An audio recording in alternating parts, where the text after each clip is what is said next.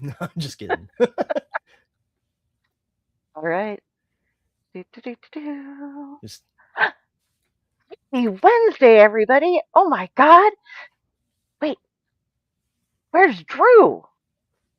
D- d- I ate him.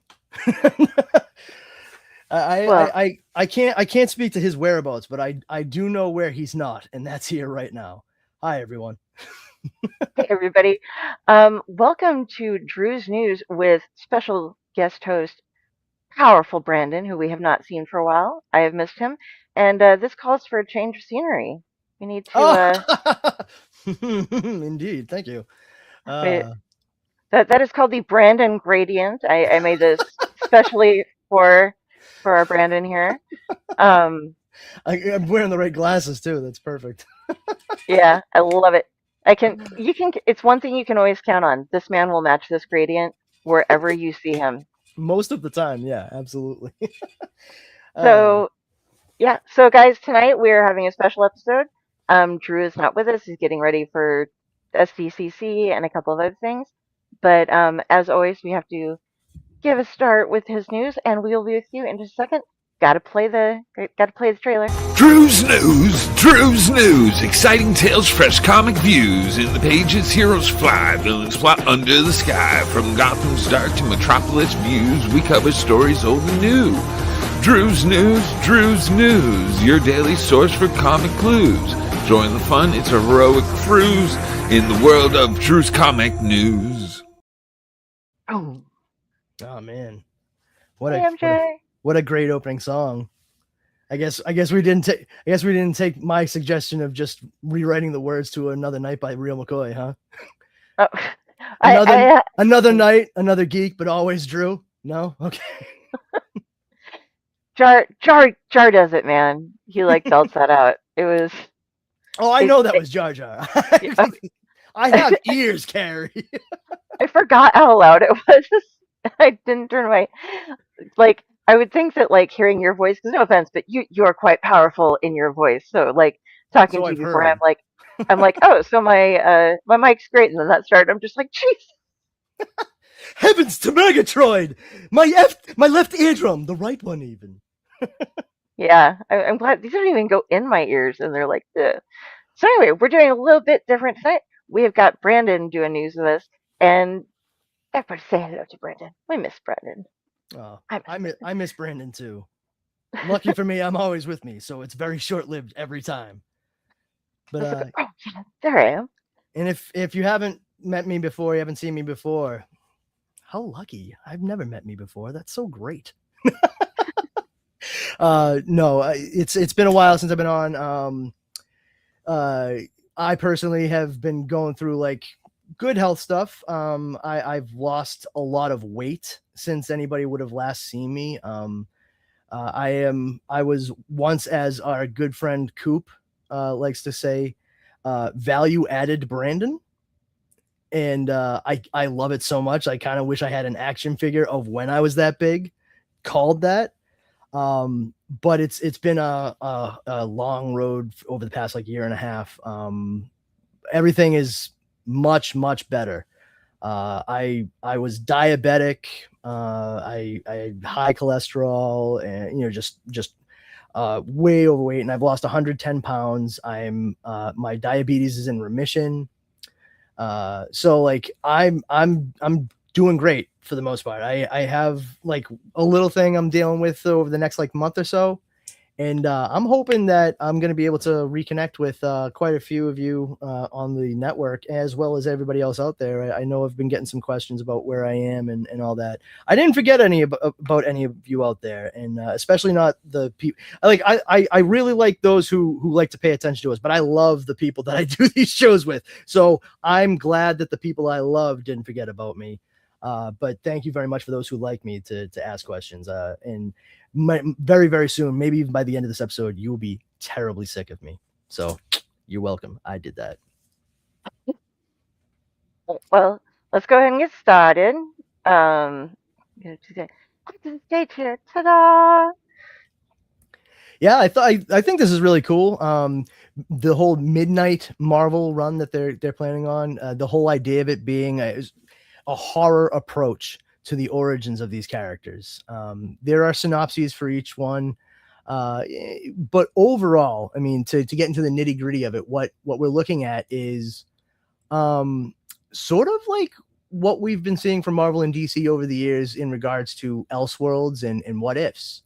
It's a very, very interesting concept that they're embarking on.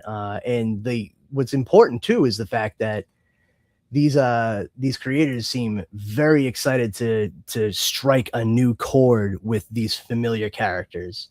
You know, it looks like if you're into body horror and the macabre, this is going to be right up your alley. I think for my part, the creepiest looking one is Midnight Spider-Man. Oh, definitely. Yeah, Um, the this shit. Midnight, yeah, it gives a little bit of a Cronenberg thing, but maybe not quite as extreme. For those of you that don't know what I'm talking about, David Cronenberg is a Canadian horror director. He directed The Fly, starring Jeff Goldblum during the 80s, the remake of The Fly. I mean, more than just that, he's done quite a few things, but popular culture, that might be what he's best known for. And if you haven't seen it and you're not squeamish, I recommend watching it. I've seen it twice in my life, and that was one time too many. But that's because body horror, I love horror, but body horror just, it skews me out. I can't do it. But we got some really interesting approaches here. The X-Men one, let's say to start, I really enjoy going into this, what their just brief description to tell you what this world is without the nitty gritty of each individual character. The broad stroke is, Marvel says, the light had its turn, dark, unpredictable, unmissable. The Midnight Universe draws in longtime fans and newcomers alike to enter a terrifying new world where anything can happen. Okay, one line right there. I know my interest is peaked. How about you, Kari?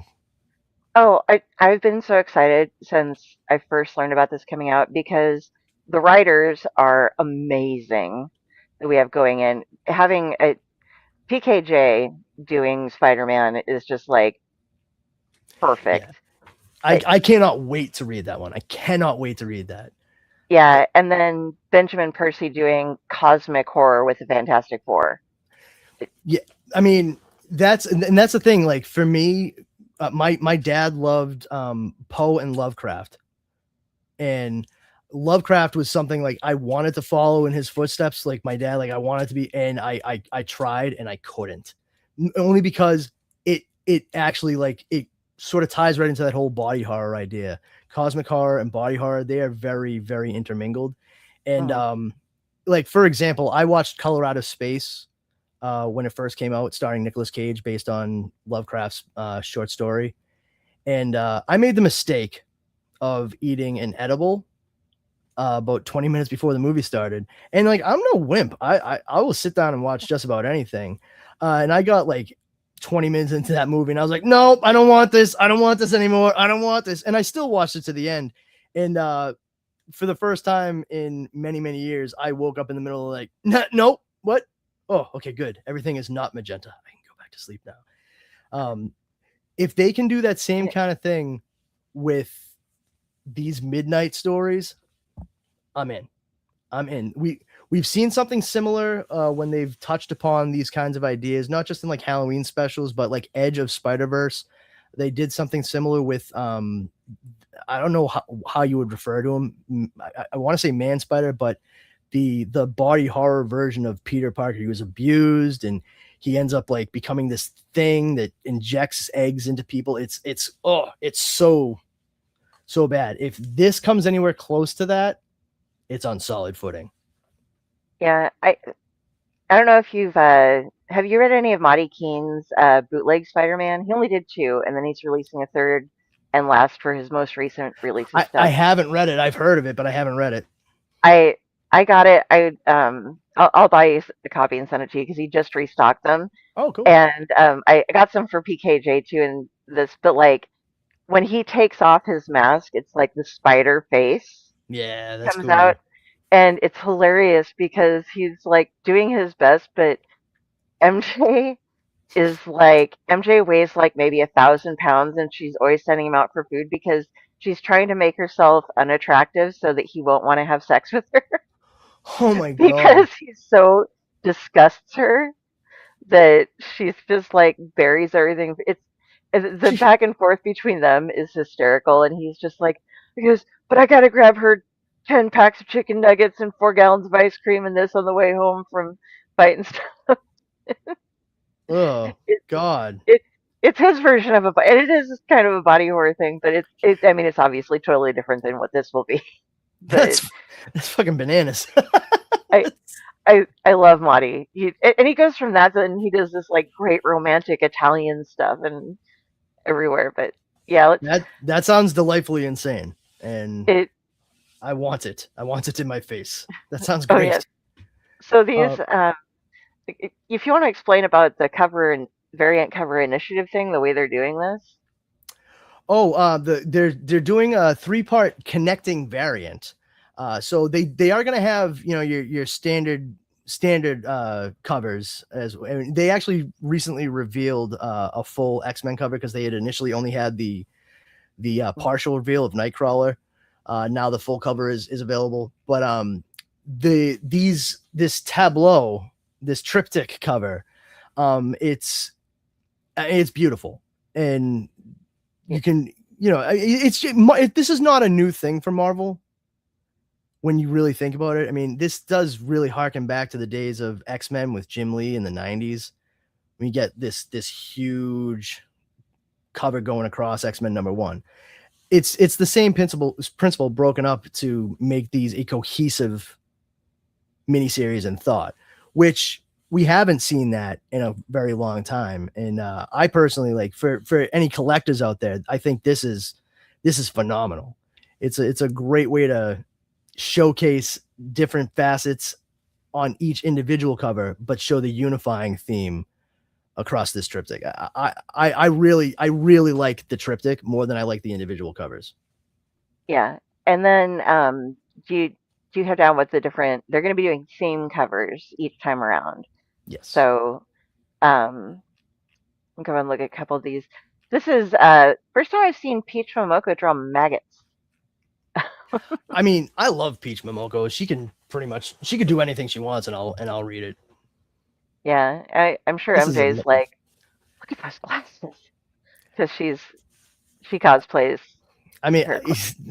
yeah, I'm sure. Yeah, man, we got your number. But I mean, this cat, and talking about striking when the iron's hot without realizing it, especially after Obsession just hit this year, and they went back to the well 3 times for the same cat. A dead, rotting, maggot-ridden cat corpse. That's something that people are gonna still have freshly seared into their front lobe brains. Yeah, and this is one of the cover C variants, and those are going to be spotlight covers that are showcasing the midnight reimaginings of the Marvel heroes, new and old, as they're saying. So this is one of the C covers. Let's get to this one is like This is the one I saw that made me think of that Edge of Spider-Verse one shot they did. It's sort of that same idea.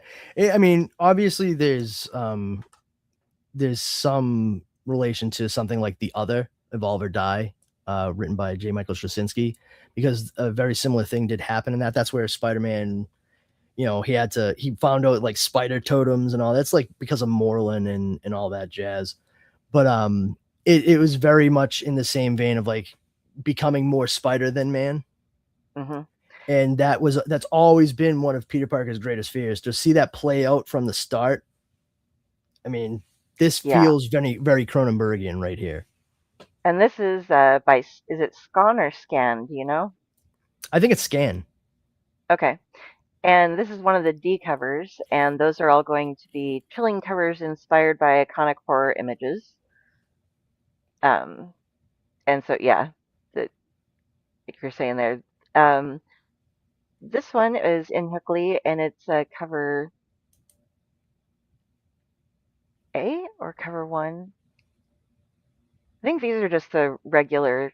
This is one of just the regular covers, correct? I don't see Same anything, so series. Yeah. What am I looking at? Oh, you don't see the cover that I'm putting up? I don't see anything. I mean, I see you and I see me. Oh, wait. Okay, hold on. Okay, that's weird. Sorry, everybody. I was looking at the thing and I somehow brought down that you're like, why are you talking about this? And I'm like, oh, Yeah. For my any, screen scrolling suddenly disappeared. here, we'll just keep people amused. Look, visuals. Woo! Ooh, that's cool. Bright, shiny colors. I know. Just pull the cover up, please. Okay, there we go. Yeah, sorry. I was trying to get it pulled up. I don't know why it went away. You have to let me know these things because I'm looking at the other page. No worries. I'm just busting I'm out. chops. All right. So yeah, I'm like clicking on all these things, but this is the In Huckley cover. I think this is just one of the main regular covers that they have going, not an homage to anything. If it is an homage, I don't see anything. Otherwise, it could be they have blood-soaked covers, but I don't know that this is necessarily a blood. I like this cover a lot, though. I mean, that spider attached right to the chest. That's yeah. I like it and I don't. It's great so stuff.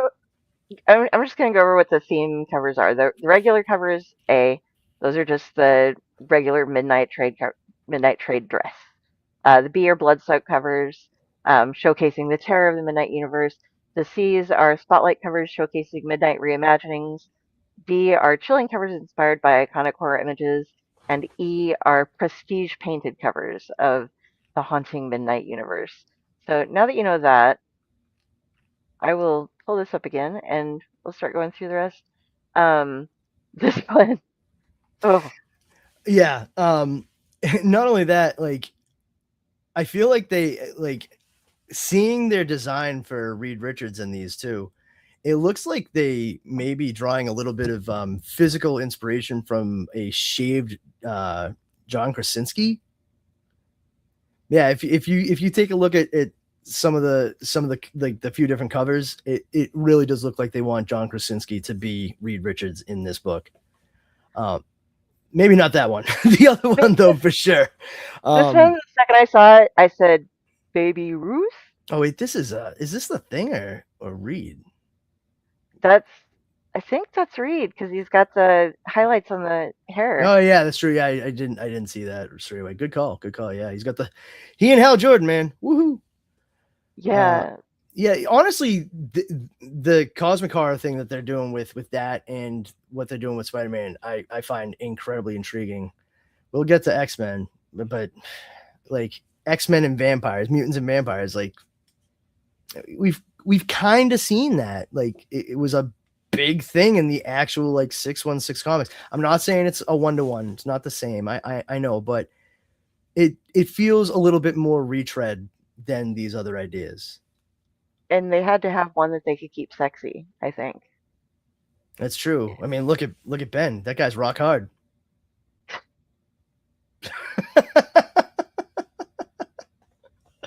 I missed you.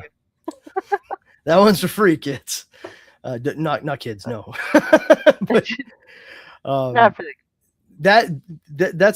that's a very approachable looking cover for someone that is like, oh, Midnight Fantastic Four. Maybe these are just a little darker tales, and then they open it up and like, oh yeah, darker is the wrong word. I did not go far enough.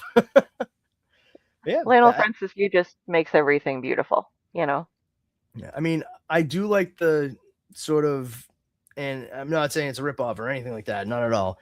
But the logo for the Fantastic Four in this, for me, is very reminiscent of Challenges of the Unknown from DC, which was also created by Jack Kirby. Purple suits, but they had a sanddial, not sanddial. What is a sundial? Hourglass. Oh, it was an hourglass, and when you look at this, it really just looks like an hourglass tipped on its side. It does. Yeah. I had not. That is a really weird way to do the four. I mean, yeah, but like I said, if you've ever read any of Challenges of the Unknown and seen them, they had the hourglass in the middle of the chest. And then their suits were basically like the same kind of speed suits that they were wearing right along with the collars, but they were purple instead of blue. And they didn't have powers. They were full-blown adventurers. But you could tell that there was a little bit of a holdover just because of the same creative force behind both teams. Not exactly the same, but they both deal with sort of fantastical cosmic kind of craziness. And I'm pretty sure that when they did this redesign for the logo in this, they had to have been cognizant of it. You don't take something that Jack the King Kirby designed and then basically redesigned for another thing he was doing and just accidentally trip into that. Oh no, look what we did. Yeah. Oh no, I accidentally took all the credit. Oh, sorry. My Stan Lee impression. Excelsior. Right. True believer. So here we're going into some of the X-Men stuff. And this is the not sexy Midnight X-Men cover. Yeah, it's okay. It's Stegman. Don't get me wrong. It's the artwork itself is great. I'm just, once again, the concept. I'll read it. You know what I mean? I will read it, but please go past my expectations, which are already pretty low. Like, just that's all I'm saying. Yeah. I know a lot of people out there are probably jonesing for it, but yeah. I've seen Blade and the mutants going up against Dracula and the rest of them on more than one occasion. Like, this is not a thing that just happened a few years ago. Like, we forget all about Inferno and his daughter. It's just there's something to be said for vampires and mutants and all that.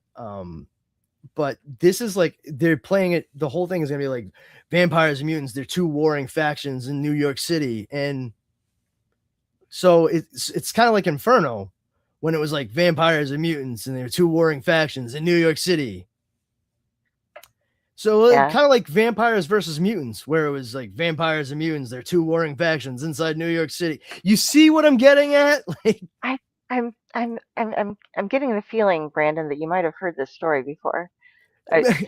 Listen, nihil sub sole noum. I get it. There's nothing new under the sun. But like in the same decade and a half,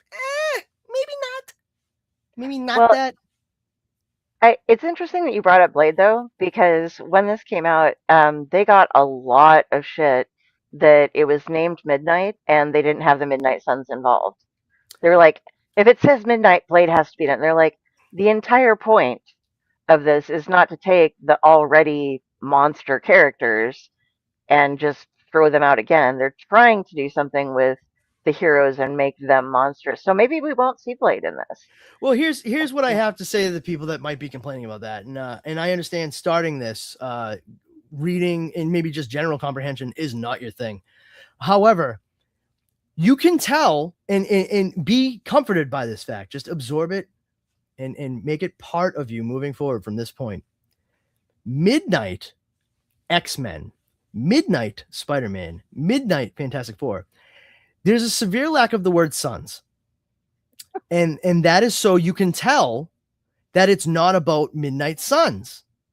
Now, if you want something that's about the loose organization known as Midnight Suns, and I know this is crazy, but bear with me. It will say Midnight Suns. Midnight Suns. See, because the thing is, Midnight Suns, the whole point is they are, for the lack of a better term, like they're born into what they are.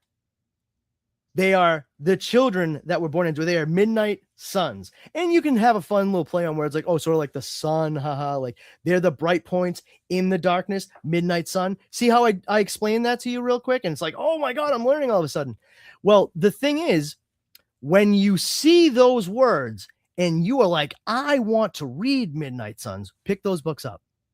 But if you want to read Midnight Suns and you see Midnight X-Men, but no word sons in the title, this book is not for you. Or third option, maybe you pick it up and read it anyway, because it could still be for you. just putting that out there. You just suck on it, roll around your tongue, and don't tell me your choice. I'll let you figure it out for yourself. I believe in you. Yeah. Did you know that The Rise of the Midnight Suns was my first crossover? Because I started with Ghost Rider, Danny Ketch, Oh, and that was right when I you had to started start with working. Danny Ketch. No Yeah, kidding. that's when I first started doing comics, and then that happened right away. Well, not right away, but quite soon. So then I had to start working like a lot. I was in high school waiting tables, and it's like, can I start working like 4 nights a week, 5 nights a week, so I'll do some weekend days, so I could afford because you had to get all the comics, and Of still course, had to pay for gas and things. I know how it goes. Yeah. I was there getting every issue of Siege. I understand. You got to spread out around you so you can keep up. Which order am I reading this in? Yeah, it This just looks co- like a Fibonacci sequence in my bedroom. Just this covers. Oh, I was just like, well, you know what this is, right? it's Fright Night, isn't it? Oh yes, thank God. Okay, Like yeah, I was like, it's Fright Night. Fright yeah, Night. it's Fright Night. Welcome to Fright Night for real. For anybody Yeah, that doesn't understand what the hell it is that I just said and what Kari and I are talking about, we're not talking about the remake that came out starring Anton Yelchin and Imogen Poots, which admittedly I like. I enjoy that remake. I really do. I enjoy it for what it is. I like the changes they made, and it doesn't bother me because, and I know this goes up the ass of a lot of people sideways. The old one is still there if I want to watch it. It doesn't take away from the original. I still love the original. Chris Sarandon, what's his name? Tom Holland writing and directing. That I can never remember the main character's the actor's name. The guy from Herman's Head. yeah. But Amanda Bierce, they're incredible. Roddy McDowell, outstanding. I feel the same way I feel the same way about the performances in the new one in a different way. And more power to him. But if you've only seen the one that stars Anton Yelchin and closes out with my favorite cover of 99 Problems by Hugo, you should do yourself a favor and see the original by Tom Holland. And that is screenwriter and director Tom Holland, not Spider-Man Tom Holland. I cannot stress that enough. I'm not trying to confuse. I'm not trying to confuse you, so I've given you that caveat. And if you are past this point, well, that's not on me anymore. That's on you. Right. And then the last cover that they're giving us is I'm assuming MJ is going to enjoy this one as well because she's a big Gambit fan. This looks familiar. I can't place it. It's probably just because I watched X-Men earlier today and Gambit factored into X-Men 97. Sorry, that's not like a huge spoiler. It might be one of the homages, but this is by Ito, and I'm not good with it. This looks to me like if it is an homage, it's to something that has to do with gambling, and I don't watch heist movies that much. I'm more of a I don't know if it. I'm trying to see. Let me see. Cover homage. I glossed over this because I was trying to absorb so much information about different things at one point. You do your research. You're good like that. I try. I get so many tabs open for everything here. Images. Look what's out. My first Marvel cover. This one's available as a standard variant. Yeah. Come on. Okay. Well, if it's one of the standards, then it's just their interpretation of it. So. Yeah, I'll find out what it is. Message me at brandon.powers@iprobably-won't-answer-you.com. We'll figure it out. All right, so I gotta take this down. Now it's down on purpose. I still have it though. I don't have to reshare it. So yeah, so that's what we got going with Midnight Marvel, and I think that's the story that I'm most excited about that we're doing tonight. We do it first, but I've been keeping up with PKJ. He's been answering what questions he has. They moved from originally they were going to stagger the openings, and now they have them. They're all coming out at the same time, which I think is the smartest way they could have done it, really. So I'm glad they changed their mind to that because Yeah, go ahead. I'm sorry. Oh no, just if you're going to put out an entire universe, you don't want Mhm. to let one person get a jump first, you know? Yeah, and quite frankly, I mean, they all come out on October 7th, and it's the perfect timing because that's spooky month. You know, everybody who either loves Halloween or just knows Halloween. I mean, October is the month that everybody goes to Salem, Massachusetts because apparently it's Shangri-La and doesn't exist the other 11 fucking months out of the year. Just stuff like that. Uh, Yeah. but it's perfectly timed, and it makes sense to capitalize on the fact that people are looking for this spooky stuff, the first week of October. I think they'll do well.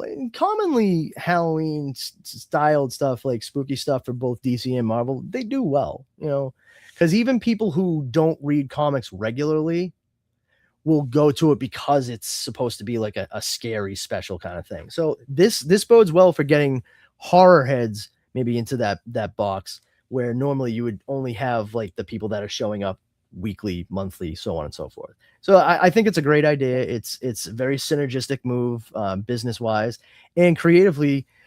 These folks get to flex muscles that they normally wouldn't get to on the regular books. Yeah. Phil's been doing a really good job, I think, with Infernal Hulk, which started as Incredible Hulk, is now Infernal Hulk, and then Yeah, but I mean, you're citing an incredibly inventive and creative approach to the character as it is. We're not necessarily getting that with like every single other person or entity that, and I'm sorry to say, like, especially Marvel currently, I've gotten a little event burned out by both sides. As yeah, someone who loves reading comics, I actually sat out DCKO. I did I, too. I was just like, this, like, it looks like fun, but it's not fun that I want to have. And part of it for me, I'm not like the biggest gamer or anything. I'm aware. I have a pop culture awareness. I know what the zeitgeist is. It's just not my bag. But I'm glad that it was the bag of so many other people. I don't need to yuck anybody else's yum. Yeah. Um, but for me as a 44-year-old man who's been reading comics for 40 years, there comes a point where I'm like, does this feel like that big a deal for me to get? Because every single year there's like another one or two from each side. It's it's really crappy to have to internally pick and choose, not monetarily, not like that, but is this juice that's going to be worth the squeeze? And I think when you see creative approaches to a long established characters that go far outside of the box that they've been in for X amount of decades, you're going to find some fresh, new stuff, new material coming from the creative side because they're having fun.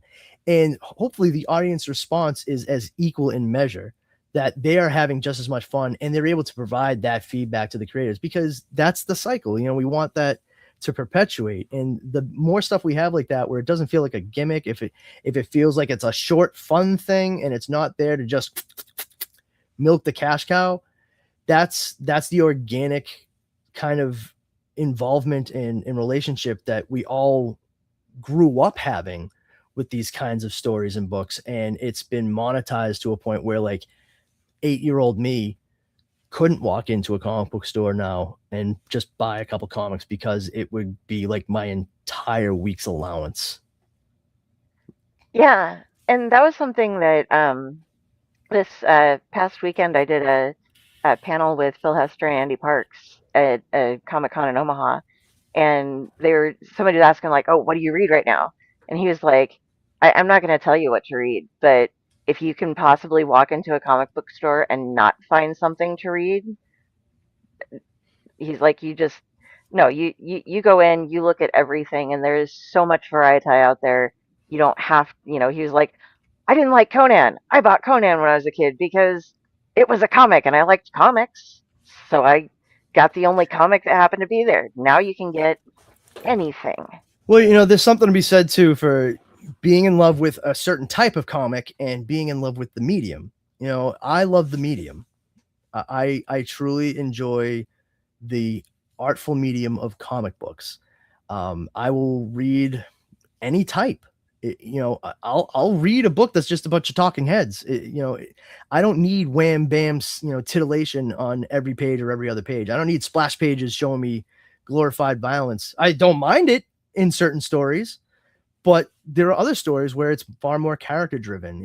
It doesn't necessarily involve science fiction or superpowers, or maybe it's a spy story. Maybe it's just a relationship drama. Who knows? It's art. It's just like movies. You like comedies, you like action, you like thrillers, you like bright cartoony stuff. They're all there for you. And it's the same exact thing with comic books. So the fact that if you couldn't get anything other than Conan, and you bought it and you enjoyed it, that's great, because it means it wasn't just, oh, I want to read whatever, blah, blah. It's, I like comic books. I like this storytelling format, and it made you want to see more. That's the difference between just kind of cursory glancing and just looking at it as fluff, not to be absorbed or retained, and looking at it as a masterful art form. And it can be both, but it's never one or the other. Yeah, it's so many forms of storytelling put together that's what I truly enjoy about it myself. Yeah, and that's why it's important to have creator-owned stuff, and things that the creators stay invested in, they stay excited about, and they can call the shots on, meaning they can have a definitive beginning, middle, and end. Because I will tell you right now, this is my own personal opinion, but I think a lot of people might agree. I hope they do. And if you don't, that's fine too. Everyone's opinion is their own. The best stories, whether or not they're television, movies, novels, or comic books, whatever, etc., have a beginning, middle, and end. That they know when to end it. They end it there. And no amount of, cajoling or money can make them go past it. No, this is where it ends. This is the finish line. And more power to the creators that do that. What we're seeing with the people that continue to publish and produce over 70, 80, 90 years, they don't want to take risks on anything, and they just keep going back to the same well. And that's why we feel like a stagnation in certain aspects, especially when it comes to like flights and tights within this particular medium. You're going to find the most creative, inventive stuff outside of the establishment. Yeah. I mean, one of the best, most popular examples I can think of is Invincible. Well, I think a lot too, like they start, we have so many issue ones that have been coming out again. It's fan fiction. That's Marvel and Disney. I mean, they love doing that, and it's always been a bid to just trick people into thinking this is like brand new and they don't need anything. And then they get 7 issues in and people are like, oh my God, I have to read 6 issues before this. And it's like, you run into the same problem. I mean, that was their big thing about Ultimate Spider-Man when it started up. Like, oh, we're starting it as if it was nowadays issue number 1. And, they took like 4 issues to kill Uncle Ben. Sorry if you haven't read it. It's 20 years old at this point, gang. And, I myself, like, I was reading it and I was like, please don't kill Uncle Ben. Like, and that was effective. But it was a great approach. But what happens when they get to issue 25? Now there's 2 years worth of comics that somebody needs to read in order to feel like they're caught up. Listen, I don't think it's that big a problem. If you're interested in a character, why not read a book of that character? You can go to a library, believe it or not, and find a lot of these trade paperbacks. Yes, you can. You absolutely can. I highly recommend that too. Get a library card. Anybody listening, go to your local library, get a library card. See what they have available for trade paperbacks and comic books in your local library. See if they have access to something like Canopy as well, because that is a great way for you to get like 75 free tickets. It's basically like Blockbuster, but a streaming service through your local library. They have movies and television shows. You spend 3 tickets on a movie, you have it for 48 hours. You can watch it as many times as you want in that 48 hours, then your rental goes away. And at the end of the month, your tickets to rent stuff comes right back up. I just told you how to get free comic books and free movies from your local library. What a great way to sample a bunch of different things. But back when we were reading stuff, you had to keep up on it. And that's this mentality that Marvel still has. Like, people don't realize the internet exists. Like, you could easily buy a digital version that's 12 issues and it would feel like you read a book. So why do we keep getting number ones? Why not push towards the collected versions that you have and say, like, hey, if you, just like what DC was doing with like the advertisements in movie theaters, hey, if you're interested in this character, here's books you can read that show you this character. Don't, and DC's not immune to this number one thing, but they are not as flagrant about it as Marvel has been over the past several years. Yeah. My standing joke always used to be like Hawkman for DC, because he seemed to get like the most started and stopped series out of anybody. He'd be like, Hawkman number 1, the beginning of a bold new adventure. And then the next month be Hawkman number 2, the end of a bold new adventure. By the way, when I said sounds like Carter Hall to me. When I said that it was, it reminded me of fan fiction, I didn't mean that in a bad way. I mean, there is terrible fan, but there's great stuff too. It's, you take the established world and make it how you want it. That's where all these retcons come in, and like when they trade in writers and stuff, it's like, and he wrote all this, and he took it all away, and this is going this way, and this is going this way, and it can be fun, it can be great, and sometimes it can just be like the same shit rehashed with a couple different. Yeah, it sounds to me like you're describing Twilight versus 50 Shades of Grey. Yeah, well, and that's what that was. Twilight was inspired by the music of My Chemical Romance, but then Twilight inspired fan fiction, which that particular fan fiction ended up becoming 50 Shades of Grey. Now, I don't like either, really. I'm not a big fan of the glitterati type vampires, but they're wildly successful. I read the first book. It's okay. Same thing with Hunger Games. It's okay. I mean, I enjoyed the Hunger Games the first time I read it when it was called The Lottery by Shirley Jackson, but whatever. But the thing is, like, you have these sort of, I'm trying to think of the sort of you're going through, you're rehashing, you have all this. So I'm burning out, and I'm also like watching my wife walk back and forth because she's trying to get the dogs ready. I just completely lost my train of thought. I apologize for that.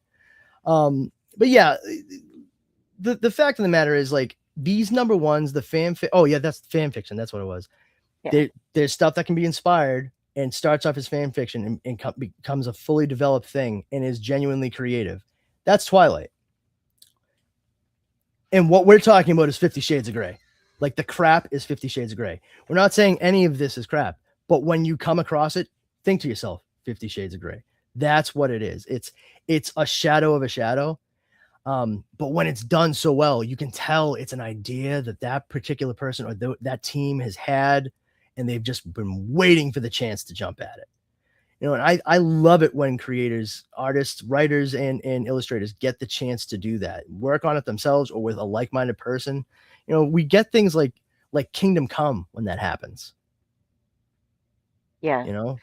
Well, and speaking of an idea that somebody's been trying to work on for a while, that's going to pop us into our next story. Chain Kata. As Image likes to say, chicks with chainsaws in space. That's literally like I was trying to find like the best synopses for this. That pretty much covers it. It's kind of wild. I didn't come up with that either. That's literally what Image is saying. Chicks with chainsaws in space. That's quoted from them, not me. Yeah, but this is 9 years worth of Daniel Warren Johnson trying to get this out there. Oh yeah, and he's been working on it for a while.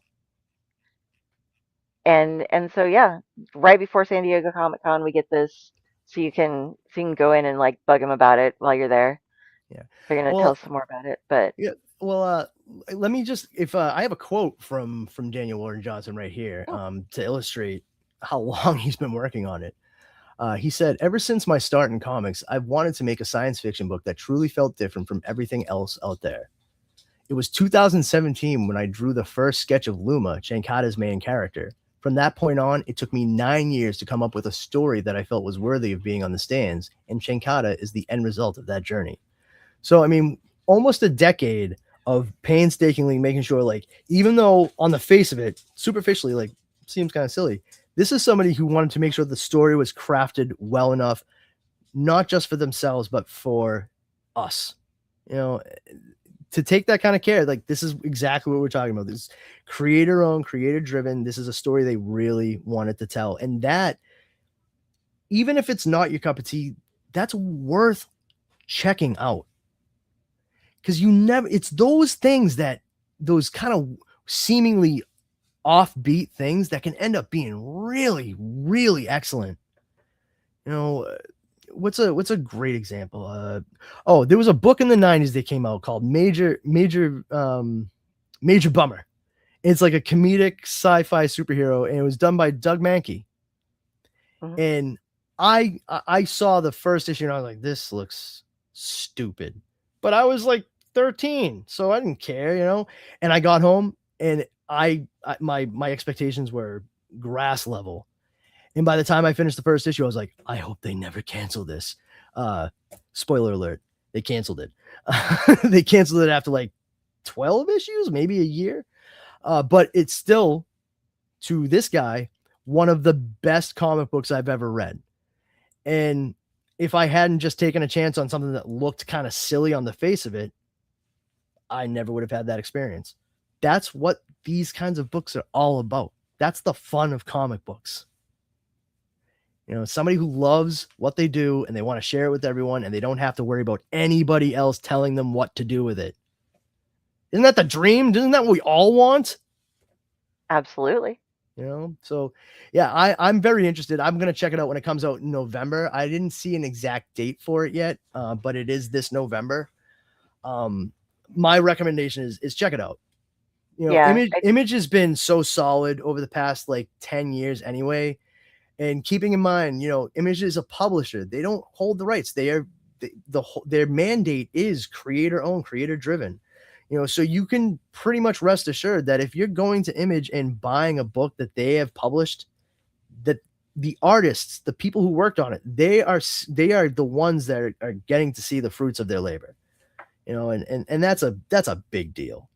You know, so support this. You know, try it out. Talk to your friend that maybe tried it out, and then let them convince you to read one issue and then go buy it yourself. You know, just I think it looks incredibly creative. It looks like lots of fun. I mean, the woman has a chainsaw sword in space. In space. What else do I need to tell you? Nothing. Exactly. That's right. So Chinkata comes out, published by Image Comics in November. No date specified as of yet. But it's going to be an awesome sci-fi action, you know, beat 'em up. And there's any single one of those things sounds interesting. I'm all for the kitchen sink approach. Let's do it. Yeah. I'll meet you guys at Chinkata. With someone as good as Daniel Warren Johnson working on it and putting 10 years into making it right, that means something. That's what I'm saying. Yeah. The craft is there. When someone puts that much time, effort, and care into a thing, it's worth checking out. They didn't take 9 years to do it because they were lazy or because they just figured out how to draw last week. You know? Uh-huh. It's worth it to check stuff like that out. I had known very little of it before researching, and by the time I got through my research, I'm like, well, this is going in my list straight away. It already is. I already went to my pull list and it's on it. So I'm putting my money where my mouth is. Yes, and this is something that to me is just I have to admit I've never read either of these, but I might have to read them together. Here's our next story. Judge Dredd and Biker Mice of Mars. Yeah, I mean, Judge Dredd, I mean, I'm sure a lot of people out there hopefully are familiar. Judge Dredd is from 2000 AD. That's the comic book company. It's a British United Kingdom comic book company. Been around for decades now. They did make a movie in the 90s starring Sylvester Stallone called Judge Dredd and co-starring Diane Lane. And then they did not a remake, but another adaptation of Judge Dredd called just simply Dredd, which also came out in 3D. So it was also publicized as Dredd 3D. And it starred Carl Urban as the titular character, and Olivia Thirlby as the sensitive, the psychic that was working alongside him. They actually did a much better job, I think, in Dredd. It was closer to the 2000 AD comics. If you've seen the movie, the Judge Dredd comics are very, very rough. They are very violent, but it is all sort of like this dystopian lesson to be learned. Like, this is what happens when we let governments run wild and they just do what they want with the population. The Sylvester Stallone version of Judge Dredd, it pales in comparison. Much like Carl Urban in the movie, and I'm only citing the movies because most people have probably seen the movies. I read a bunch of Judge Dredd, but I also had uncles that were 10 and 12 years older than me when I was a kid, so I read and saw a lot of weird shit. But like, he never takes his helmet off, and I think he maybe kept the helmet on for 3 minutes in the Stallone movie because heaven forbid we don't see Sly's face, you know. And we got the dulcet tones of Rob Schneider sitting next to Sylvester Stallone in that movie, and it really just sidelined any of the cool stuff that this comic does. This is like if Philip K. Dick, George Orwell, and Quentin Tarantino had a baby. And Biker Mice of Mars was a cartoon that was on during the 90s. It sounds exactly like what it is. Biker mice from Mars. And this one threw me for a loop when I saw that this was going to be a crossover. I'm like, 2000 AD and Revolution, man, did not have this on my bingo card at all. And it's being written by Dan Waters, which when I saw that, I was like, it's not going to fuck. And that's why I'm saying, like, because I should say it's not just that it's happening, but like it's happening, and I saw who's doing it, and like, so I have to take this seriously. Yeah, it's bonkers. It is knuckin' futz to me. But I'm all for seeing the Biker Mice from Mars get ultra violent alongside Judge Dredd. I'm really curious to see how this pans out. yeah. I don't know. I never saw Biker Mice from Mars, and I've never been a Judge Dredd. Like, it wasn't on my radar, and then it was like a Stallone movie. And I know that shouldn't influence me, but it just made me kind of less interested. For me, listen. If you see the Carl Urban version, that's your better introduction to maybe try and seek out the 2080 comics. But you got to remember, this is a character that premiered in 2080 comics in like 1977. And so we're talking about like the birth of this very dark period in comics where a lot of the UK writers were doing really dark, dystopian, sardonic stuff. And it was selling like hotcakes in the UK because the UK, I mean, they're a little dark there. You know, it's constantly gray. I get it. I'm from New England. I understand. But we started to see here in America that these independent British writers and illustrators were making these stories that were making waves that weren't Marvel or DC. And these same guys and gals that were working for 2000 AD and Eclipse Comics, all those people, they're the ones that started getting pulled over to work at Vertigo and things like that. So something like Judge Dredd led way to the saga of Swamp Thing, led way to, in the most roundabout way, led to Sandman. Gonna say that, yeah. Led to Preacher, led to Transmetropolitan. All these different things. It's because stuff like this was being made right there at the very forefront of this British dark wave that hit the comics industry throughout the 80s and into the early 90s. And it really changed the landscape. And that's what allowed Frank Miller to be able to do something like The Dark Knight Returns. I mean, I know you have The Man Without Fear, but even The Man Without Fear couldn't have been done without these darker comics starting to seep and eke its way in to the corners and get to the peripheral. Once the big two started noticing, you started seeing more dark stories just like this. This is one of the progenitors.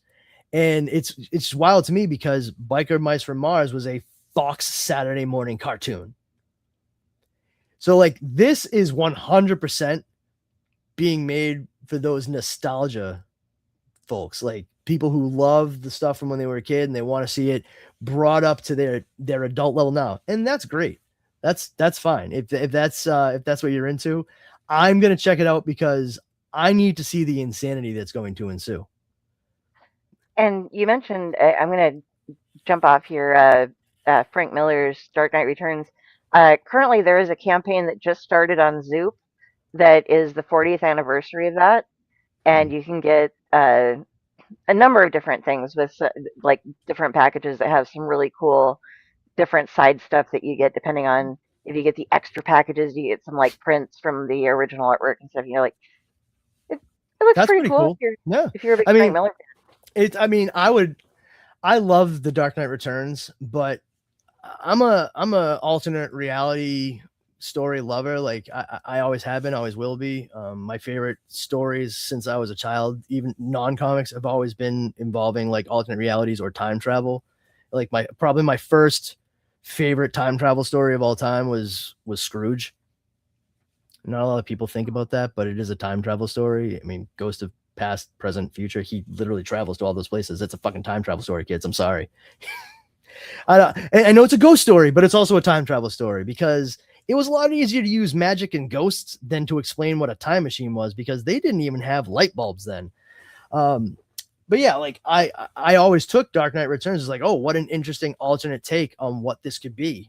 I never even as a kid was like, this is the definitive Batman, Superman, everybody else story. I'm like my takeaway from it was, man, Frank Miller really got the lockdown on the bat ears. That is the smartest move that could have been made for that costume because I've never understood in so many different renditions why Batman would attach fucking handles to his skull. I'm trained in hand-to-hand combat and I'm the greatest detective in the world. Oh no, let go. No. I don't think that makes much sense to me. Being somebody who has a lot of hair, if you're gonna go into a fight, you put in a bun. If I were Bane, I would have just grabbed Batman by the ears and twisted his neck. That's right there. Look. Hello, Mr. Wayne. I'm here to serve. Never mind, you're dead. Boom, done. He's like, oh, I killed you too quick. That is one of the dumbest things I've ever seen. And I know there are lots of people out there who love the long ears. You know something?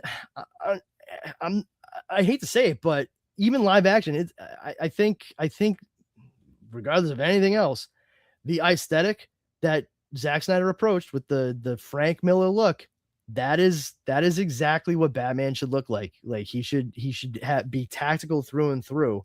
And much like I do agree with Frank Miller's approach, like when he had Batman with the giant circle around the bat, he's like, I keep this giant yellow circle so people aim for that instead of my head. So Smart. A guy who thinks about that, I'm pretty sure, would not attach the front part of a bicycle to his fucking skull. That's just me. Maybe I'm wrong. I don't think so, but maybe I am. Yeah. Anyway. I'm thinking of Superman wedgies, but but yeah, like something like Judge Dredd is absolutely worth checking out even on its own. But the fact that they're taking such a long term, deeply adult, and when I say adult, I mean like mature character, and combining with this old kids property cartoon, it's gonna be fun. And the artwork looks incredible, like from what I've seen already. So, I mean, a little less Stallone on Dredd, because like I did notice on one of the covers I saw, like it looked like they were kind of emulating Stallone a bit in the lower part, but I think that might have been done to try to get people who otherwise wouldn't know Judge Dredd. So, but yeah, it looks like a lot of fun. Once again, it's one of those offbeat type things. Check it out. 2000 AD, they're wild, man. They are so good. The everyone working on this, it's a hallmark of quality. I'll put it that way. It's a hallmark of quality. I have no reason to see why this isn't just going to be an enjoyable miniseries. Now on to the next one. This is a new imprint coming out. Yeah, and we're talking all about, independently owned, creator owned, driven stuff. This is exactly the kind of thing we're talking about. This is what, Clover Press? Yeah, Clover Press. It's the Fourth Leaf. Yeah, it's an imprint within Clover Press, the Fourth Leaf. And yeah, they got several different things going on with this imprint from the start. Anything stand out to you, Kari? Okay, well, this one I'm excited about. The I Love Apocalyptic Zombie Misfits. Yeah. Because it was put out by the same folks who did Plastic.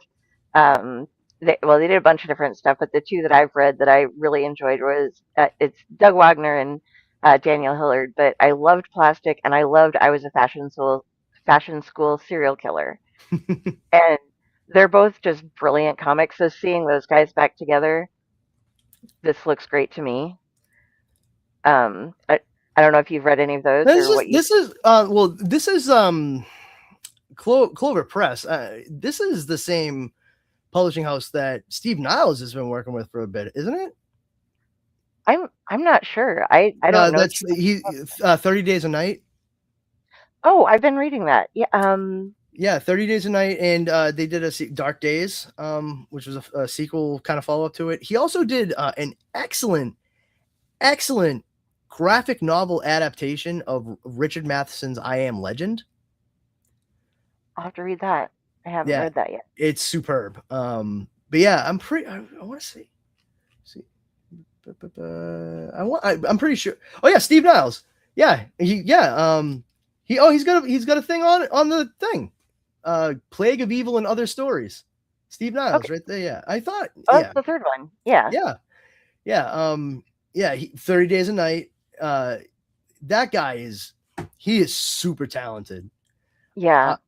I'm pretty much. I like the idea of every single one of these. I like the combination, I like something like the zombie one there. I love ragtag, like apocalyptic kind of stuff like that. And as soon as I saw it, this looks like it's both fun and tragic. Yeah. And that's a very fine line to walk. This one stood out to me. The other ones, they look good, but I really want to check this one out. It reminds me a little bit, just from briefly going over it, kind of reminds me of the show Daybreak that was on Netflix. It was post-apocalyptic, and it's like just basically a bunch of kids that are trying to figure it out because like the zombie wave hit. It's that same sort of what this aesthetic is suggesting, like fun yet really kind of a downer. Yeah, I loved Plastic because it's just the weirdest serial killer book I've ever read. Like, you are so pro the serial killer. Oh, I know. You're just like, oh. When I first read the first issue, I was like, I don't know how comfortable I am finishing this. But it is really good. It really is. And if anybody out there doesn't know Plastic, please look it up, check it out, see if it's for you. I'm not going to say just buy it because it might be a bit too much for some people. The way the mind works in this one, if you want to see some serious neurodivergence. It's crazy to have for the author to place you in not just a sympathetic but empathetic place with this, for want of a better term, whack job. And that's really all I want to say about it, because if you're interested, if you're interested, check it out. I showed my wife a little bit, and she was like, I'm good. You know, he's like, I don't think so. But yeah, I think one of the ones I'm actually going to be getting, and just tangentially related, probably be checking out Ice Cream Man soon, because I started that. You're gonna love it. yeah, Darrow was kind of like interested in that too, and I was like, oh yeah, well, we'll get that. But yeah, Plastic is great. I want to check this out. I suggest everybody else do the same. Yeah. Next, and this has been out for a while, so they're absorbing it into their under their umbrella. Is that how that's working? Yeah. Yeah, I Okay. believe it. It's sort of like the same thing that Brian Michael Bendis and Michael Avon Oeming did with Powers. Okay. It was at oh my god, it was like Oni, and then it was at Marvel, and then it was at Image. So like, you know, because it's creator owned, though, he can bring it wherever he wants. That's one of the benefits here. Okay. And this is a great, like, if you just enjoy the old conquering, you know, I mean, Bear Pirate Viking Queen, it's people fighting about with bears and Vikings, and I mean, it's pretty. Well, when the There only you thing go. you have to fight other people with are bears or Vikings, that stands to reason. Yeah. So what you're telling me is they were Swedish and Russian. Yes. Yes. How, Yes, in so many words. pretty much. That's what we have going there. No, it's a really good book though, but it's more serious, and it's harder to explain than the other one, because I don't know much behind much else that these two have put together, so I can't really give you more of a synopsis of them. I'm not sure if you. If you're into semi-historical ultraviolence in the face of what is the biggest war these people have ever known, Bear Pirate and Viking Queen is for you. All right, and here is the other one that you were talking about. Yeah, who doesn't With love a Steve Niles. good scary story anthology? Silly people, Yeah, because silly is the nicest word you could have used. I like it. I, I'm trying to keep from swearing out, because that's. Well, you know, it's the from what we can see, this is a collection of stories by Steve Niles that it's a character he's created very much like the hard-boiled detectives of like Pulp Fiction. We have like the Raymond Chandler novels, and what's the other guy? Mickey Spillane. Yeah. I love that approach to these kinds of things. It says it right there, Spillane and Chandler. In completely different order that I said it.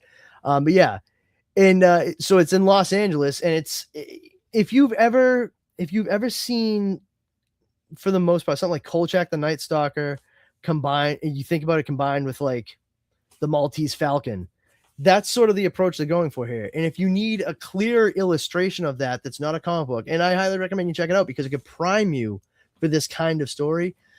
Check out the movie Cast a Deadly Spell. It was made for HBO Films back in the 90s. It stars, is it Fred Ward? I'll pull that up real quick because I believe it's Fred Ward favorites. as was it Henry Lovecraft? And Clancy Brown is in it. A bunch of people. Clancy Brown's got that like pencil. Fred Ward, Julianne Moore, David Warner, Clancy Brown. Oh, David Warner. Yeah. Oh my God, that guy. He's given me chills since I was a child. David Chandler. Oh, yeah. Anytime you know that David Chandler's in a movie that takes place like with evil stuff, know that he's going to be part of the evil stuff. Just, you know exactly who I'm talking about. Anybody that, if you've ever seen him, like, I know I mentioned time travel, but like he played Jack the Ripper in a famous time travel movie that came out in the 70s, starring Malcolm McDowell and Mary Steenburgen, called Time After Time. Ooh, I haven't seen that. That's Malcolm McDowell. Malcolm McDowell plays H.G. Wells, and he actually created the time machine that he wrote he eventually writes the novel about. And it turns out one of his friends, who is the royal doctor, like the royal physician, is Jack the Ripper. and he had revealed to his intelligent, like-minded friends that he created this time machine. Well, Jack the Ripper's on the run because he's about to get caught. He jumps in the time machine and travels to 1977. So H.G. Wells is like, well, it's on me, and he goes after him. And Malcolm McDowell is chasing after David Warner while he finds and falls in love with Mary Steenburgen in 1977. David Warner is chilling, and he is also chilling. Everybody is fantastic in Cast a Deadly Spell. It's a hard-boiled detective story combined with cosmic horror. That the main character's name is Lovecraft. I mean, it's right there. It's H.P. Lovecraft. I highly recommend tracking it down, reading it, and if that is something that you dig, 100% go for Steve Niles' Cal McDonald, Plague of Evil, and Other Stories. I guarantee you will not be disappointed. It looks like right now you can catch Cast a Deadly Spell on HBO Max, uh, the Disney Hulu Max bundle, or Prime Video. I don't see it listed on Tubi, but you'll be able to find it. Yeah, you should It find it. I do know have you. I did know for a fact that it was on HBO Max because I recently put it on my list. Doing all of this made me realize like, oh, I should. And I went right to HBO Max because I remembered it's an HBO film. It was an Yeah. HBO original movie. So you will absolutely always find it there. There should be no reason it's ever off because they own it outright. Highly worth it. Highly worth it. You will be pleasantly surprised. And the fact that this was made in the 90s for HBO, it's way better than you think it has any right to be. That's exactly the kind of thing that I feel Steve Niles is going for. I mean, hard-boiled horror stories, ghouls, freaks, monsters. I mean, you're talking about Cast a Deadly Spell, Kolchak the Night Stalker. These are classic, fun horror stories. And if you don't know Kolchak the Night Stalker, it was a series that ran in the 70s starring Darren McGavin. You may know him as Billy Madison's dad in the movie Billy Madison. Excellent. He's a schlubby reporter type guy, and he always ends up getting these weird stories that have to do with monsters, ghouls, ghosts, zombies, whatever. Highly recommend it. This is in the same vein. You like detective stories, you like creepy stuff. Oh boy, we got a book for you. So yeah, and these are all coming out from Clover Press, the fourth wave, and it looks like they're going to be sending them up for some Kickstarters, and they're going to start pulling in as many um, creator-owned things as they can, but they're going to go very slowly about it. They don't want to get in over their head. It's, I I love all the new creator-owned creator-owned imprints and presses that have been coming out, but there are some that you worry about just a little bit because you're like, oh, wow, it's your first year and you put out 20 books. Let's hope they all go well, or at least half of them do, you know? Yeah, you got to crawl before you can walk, and it seems like they're making their first output digestible. That's the most important thing because I think that's what people bump into. You see quality get strained across numerous titles released at one point, and it doesn't feel like kind of like the same thing with an event that we were talking about earlier. It doesn't feel like it's actually special, like it was cared for, it was given attention to, it was cranked out. That people can tell that kind of thing. It comes across in what is done. When you it's like owning a restaurant, you know. Don't try to do everything good. Try to do a few things great. Absolutely. And yeah, I think they picked some really good titles and really good authors or creators in general to start off with. Um, Absolutely. if they're going to be going back and kickstarting some of this to get it more original, so it's a weird thing for some of the presses to do, but some of them have been. A lot of the newer presses are at least getting their start on the Kickstarter because the way that the market works these days, you aren't going to go into your LCS and have them be like, oh, look, we've got, the fourth leaf out right now. Yeah. We're bringing those books in. And it's like, oh, but if you get seen on Kickstarter, because a lot of people are using Kickstarter these days to find what they want out of books. And then you can say, hey, I saw this on Kickstarter. You guys need to have this in. you can Yeah. get into the LCSs that way as well. And I mean, Listen, Clover Press is going to give them an in. in But 2026, we as the consumers of this art that's being put out, we have an embarrassment of riches, an embarrassment of options, and that can make it more difficult. It's very tough to sift through and find the good stuff. You gotta go through a lot of mud before you find the few specks of gold. Things like what we're doing here, but also those Kickstarters, they can be a direct shot across the bow to get people's attention. And the way the algorithms work and the way that they gear them, they try to direct them towards the people that they be most receptive, of course. But it's very important, like what we're doing here, like, hey, if you're interested, check it out. I mean, I know it's tough when a comic would cost $5, like one issue. I get it. However, it's sort of the same thing. Like, you don't have to buy everything. Get what you like, but sometimes the way you find out what you like is you take a chance. No risk, no reward. Sometimes it's worth the $5 on something you think looks kind of weird. Don't flip through it in the store. Don't mess up that copy for the next person that might pick it up. If it looks interesting, grab it. Maybe ask the person working if they've read it, what they think about it. Don't, just see what they think, but make your own choice. I think it's always more fun when you do something like that, because when you find a thing like that and no one told you about it, like you gravitate towards it, or just like the tiniest thing came across you and you just decide to do it, you feel ownership of that. You feel more connected to that piece of art than you would have otherwise. And that's really what a lot of these creator-driven and creator-owned things are about. It's that connection. They have a deeper connection to it, and they get to dictate, like I said, what happens with it and what they do with it. You're part of that process for them. I love being the guy that gets to read the stuff that's being produced by someone who I'm interested in seeing what they produce. Not just because it's there, but because I paid attention, and now my interest is, you had my interest and now you have my attention. Let's get back to approaching comic books like that. I think it's the best way. If everything's a blockbuster, then nothing is a blockbuster.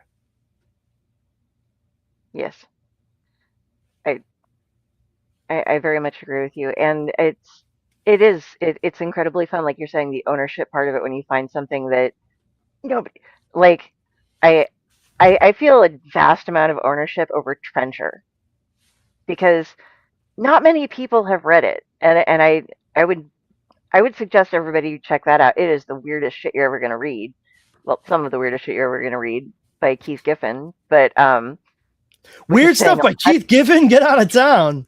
Well, we had Charlie the other night was like, I got an idea for a villain. He like vomits on people. I'm like, Keith Giffen did that in Trencher. He had pinpoint projectile vomiting as his superpower, and a wired jaw that would like do things. And it was Yum.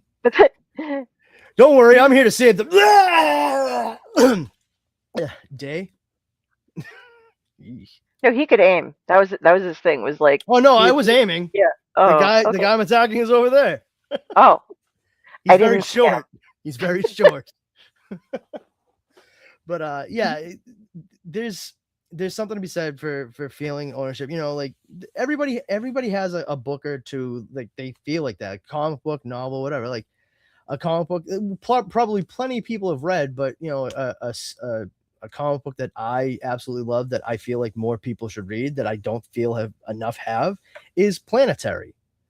Yeah, it's written by someone who's problematic.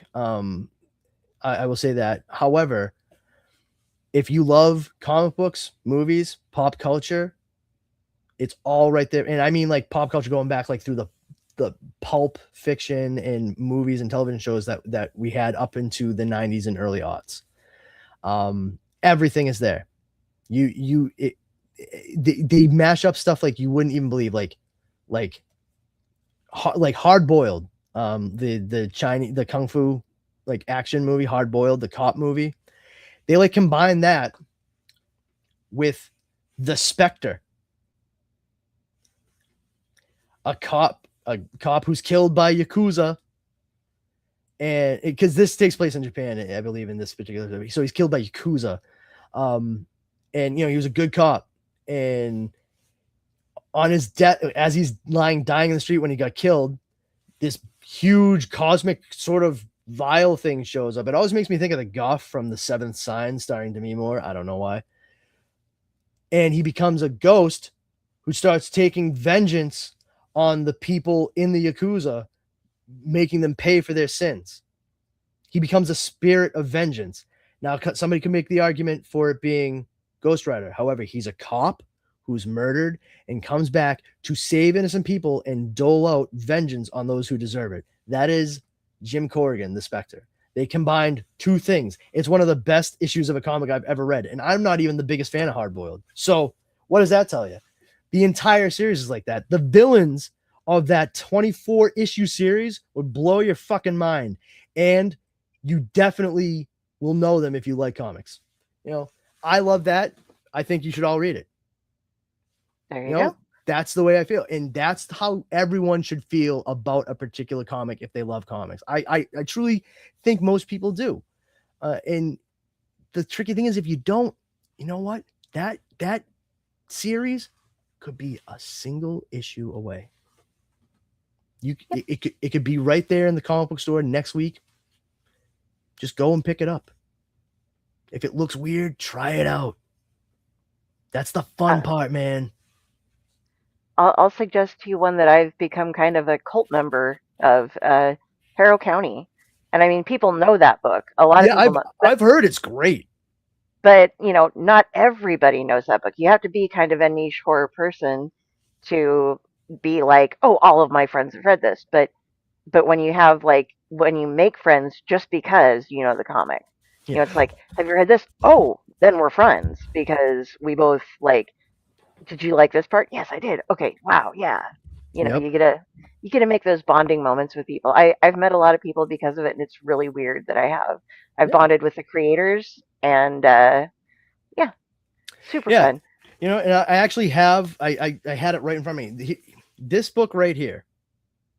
Okay, this is, I know it's backwards right now, but it says it's Peter Cannon Thunderbolt.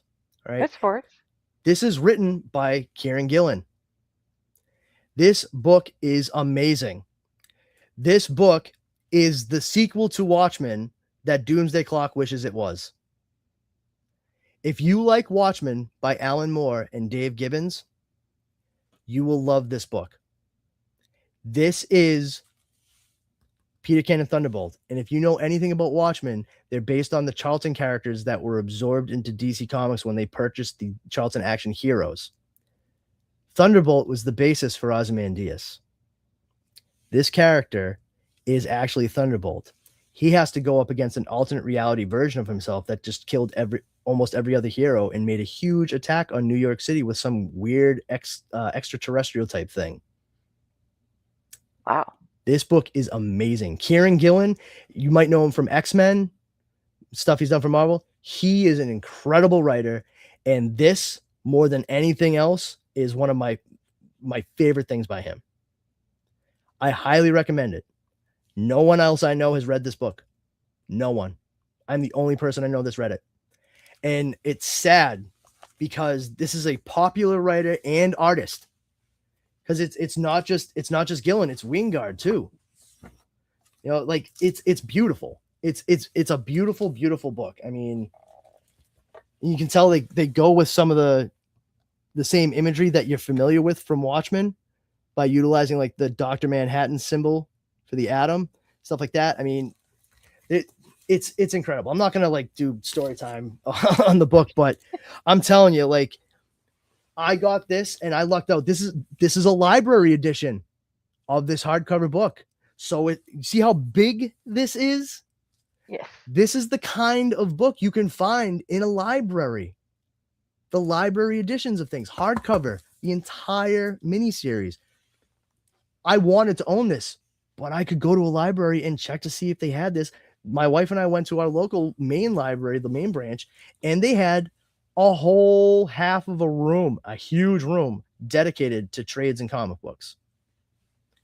Go find the weird stuff, then go buy the stuff made by those same people that did the weird stuff. There you go, everybody. Get a library card. They're free. And a lot of places don't even. There's Your so many taxes people. already pay for it, kids. Your taxes already pay for it. You are already paying for something that you don't use. Help comics and help yourself. Find a thing that you're interested in. Go read it. Then go find more. That's what this is. That's what this whole thing is, man. Yeah. And then go buy them. Own them. Get your favorite you love people it, to sign them if you can. it's worth it to own it if you love it. It really is. And and I'm not saying go out and buy every single thing. No, don't burn everything out of your pocket. That's silly. But buy what you care about, you know. And if you're unsure, like I said, go to the library, talk to people at comic book stores if you have one near you. Ask them their opinion, and you know, be genuine about it. Don't come in like rolling your eyes like, oh, I'm sure this is stupid. No, be genuine in your approach. People that work retail, especially specialty retail, they can sniff out somebody who's kind of like just taking the piss straight away. You know, don't be that guy or gal. Go in, be genuine, let them know what you saw and what you're curious about. And if the person there is good at what they do and they care, and most people that work in those places are like that. They are not all, you know, worst episode ever, like comic book guy from The Simpsons. That's a stereotype, and not everyone. Every workplace has a person like that, not just comic book stores. But you're not going to find too many people like that nowadays because the comic book scene is very different, and there's a lot more inclusivity. And I don't mean, you know, what people like to complain about when we talk about inclusivity, which is stupid to me. But regardless, no, they want people to come through the doors. They need people to come through the doors. They are no longer in a position where if you come in, they can roll their eyes and scoff at you because you asked a question like, what's the best Spider-Man book for me to read if I'm not really familiar with Spider-Man? That is a question that you could have gotten scoffs at and laughed out of a store back in 1992. That ain't happening in 2026. No, you're gonna get welcomed into the brood because they want to have you there. Just don't be a dick. That's the approach we should all have. You know, there should be no gatekeeping here. It's, oh, are you interested? Come follow me. Let's find if you're interested in this. No? Okay, let's find something else you might be interested in instead. Like, isn't that, for me, that's part of the fun of it too. I love helping someone else find something that they could end up loving. Like, that's so rewarding. You know, and I don't think enough people talk about or act upon that. You know, I loved going to my local comic book store, and because I've been going there since I'm a kid, I know the layout of the store like the back of my hand. There used to be people who come in with their kids and they'd be like, oh, and the manager would be behind the register, and he'd be like, and I'm there buying my weeklies, and I'm like, oh, hey, I know exactly, it's right over here, Nate, I got it. And like, you probably want to check out this and this, and they end up grabbing 2 trade paperbacks and going up to the counter. It's like, hey man, do you want a job? No, I don't. Not at all, because I enjoy doing this, and the moment I start getting paid for it, it's going to become a nightmare. But that's the fun of it. You know, we passing it on and helping someone else. I got that a bit as a kid, and I wish I had more of it as a kid. So, you know, believe me, the little girl or little boy or teenage girl or teenage boy who's walking into that store to try and find something cool or fun, let them do that. Help them do it, because they're probably looking for something to escape with anyway. So be part of that escapism. Don't be a I don't even say jerk. Just don't be apathetic. You know, remember how excited you used to be when you were a kid and you'd find something new.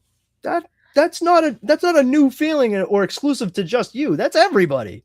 Surprising, I know. It's probably fucking news to a few people, but you know, that's how you build a community. That's how you build the sense of community amongst us. That's why we have conventions. And so it initially started so certain people didn't feel like they were alone in what it was they enjoyed. That same thing should be extended day to day with this stuff. Like, yeah, being a goth girl in the 90s in a small town Nebraska area, and being You think it was excellent easy at for me to be a Street goth girl Fighter. in the 90s? Sorry. Being able to play Street Fighter, Mortal Kombat, and then discovering the comic book store, it was like I found my people, but they were still like, "But you're a girl," and I'm like, "But I like that." And they're like, That's "Aren't so you gonna want to stupid. read?" And it was like, "No, I don't want to read this. I want to read Ghost Rider." They're like, "But you're a girl." Yes, I'm a girl who likes skeletons on fire, They're like, writing. yeah, and surprisingly, I learned how to read alongside the boys in my class. What the fuck is your point? That's so Ta-da! that's so dumb. That's oh my god. You're a Yeah, girl. I like wearing pink and blue all the time. I'm a boy. What's your point? You know what I mean? Like stereotypes are fun. Get the fuck out of here. yeah. And so, but now, like, there were no hard feelings. All my friends who were comic book readers back in the day are now still my friends, and we're over comic books. And they weren't the ones that were dicks about it. It was like Yeah, I the was gonna say the it doesn't people at the sound. store. Yeah, no, I had friends that were like, yeah, they'd come with, but sometimes, but it was like the comic book owners back then were just like me, me, me, me. And then I found a girl who owned a comic book store, and everything changed. You know? Well, it's funny you say that, because I actually, to bring it to one of the last topics we have to cover here. Yeah. I actually had a friend who stepped into the comic book store with me when I was a freshman in high school, and it was like the only time she ever went with me. I don't know if she went back. She moved not long after, like across the city, so we didn't really see each other much. But she was super into vampires, and she had heard about a character that they might be making a movie out of, and she was really interested. She liked the look of it, and it was Vampirella. And one of the things that we've just learned recently is there's going to be a crossover event between Vampirella and the video game property Darkstalkers. One thing that I didn't know, now I should say, if you're not familiar with Vampirella, where are we here? How do I put her wiki? This is the pretty succinct description. Vampirella is a heroic living vampire and freedom fighter against supernatural and mythological creatures. So think of Hellboy, but if he were scantily clad, buxom brunette with huge blue eyes. Okay, you got that? Okay, we've pretty much covered Vampirella. And Darkstalkers is a beat 'em up created by Capcom in the 90s using the same fight engine as like Street Fighter 2. However, they're vampires. That's the thing about Darkstalkers. They're vampires. That's their Mortal Kombat. It's known as Darkstalkers here, but in Japan and maybe Europe, it's known as either Vampire, which would probably be more towards the European side. And in Japan, it's known as Vampire. Vampaia, Vampire. And I mean that's a pretty good synergy. It makes more sense to me, like just cohesion wise, than Judge Dredd and Biker Mice from Mars. But it's from Dynamite Comics, and I mean Seeley is writing this. Yeah, that You when know, I was like, oh, Tim yeah, Seeley? I was like, this looks silly. Oh, Tim Seeley is writing this? Oh, well, I guess I have to read it now. Like that kind of impressed me. I really was immediately going to just gonna be like, okay, this is like the fluffiest bit of what we're gonna be talking about. And I was like, I retract my previous statement. It's interesting. Oh, the puppy? I hope nothing happens to the puppy. The puppy. Yeah, we like the puppy. Yeah, I pulled this up and I was just like, oh, look, it's a TNA comic. Oh, wait, Tim Seeley's right. Well, then okay. Well, Slash, but I mean, she's been around for a long time. yeah, with the crossover, because like they just had, not Seeley wrote it, but it was Hack and Slash versus Hack Slash. Zombie Tramp. What was it? Hack Slash and what? Versus Zombie Tramp. Oh, you know what's funny? I actually saw they did a crossover with Nailbiter too. Hack Slash. Oh yeah, they've done a number. I don't know. You It don't know was who the person. Nailbiter is? No, I don't know who Nailbiter. Oh, It sounds it's like I from should. Image Comics. It's a small town that for some reason produces serial killers, Ooh, each with their own MO. okay, I want that. Yeah, it's called Nailbiter. Thank you.